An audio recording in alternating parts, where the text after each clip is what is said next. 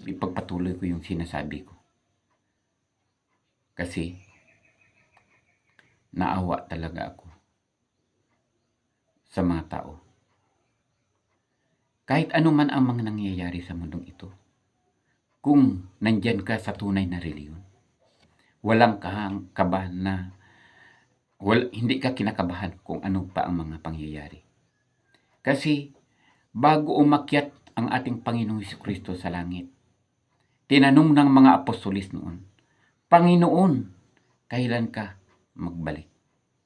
Ang sabi ng ating Panginoong Jesucristo, malalaman nyo ang aking pagbalik. Makikita nyo ang bawat bansa ay mag-away-away. Di ba nangyari na? Noong 1914. At hanggang ngayon, sa ibang mga nasyon, sa Iraq, sa Israel, palaging naggera. Yan, palatandaan yan ng ating Panginoong Kristo. Dumating man ang mga bagyo, lindol, sa iba't ibang mga lugar, yan, nagpakilala na siya na malapit na talaga. Pero ayaw pa rin ng tao. Kaya sabi nila, matagal na yan ang sinasabi na maghukom. Pero hanggang ngayon wala man. Sa panahon ni Noe, ang sabi ni Noe, mga kapatid, tulungan niyo ako magawa tayo ng arka. Kasi may darating na malaking baha. Saan si Noe gumawa ng arka? Mga kajip, mga idol? Doon sa pinakataas na bundok. May tumulong sa kanya? Wala. Ang naniwala lang ang kanyang buong angkan o pamilya.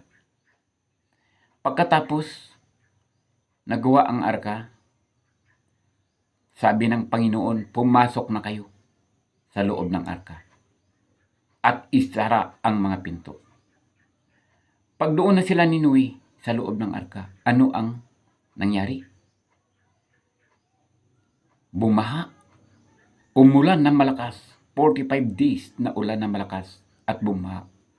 Nagunaw ang buong mundo. Sa wala pa, bumaha pa lang, ano ang sabi ng mga tao?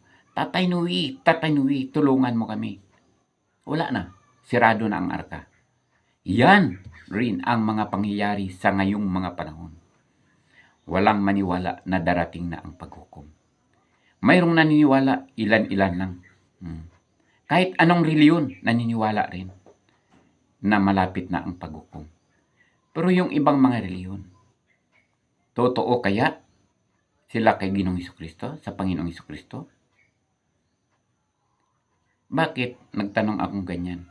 Kasi ang nabasa ko sa Biblia, isa lang na reliyon ang itinayo ng ating Panginoong Jesucristo.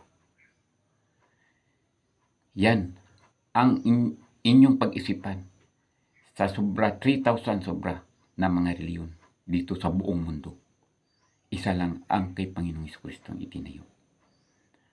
Hanggang muna dyan, magandang umaga sa inyong lahat.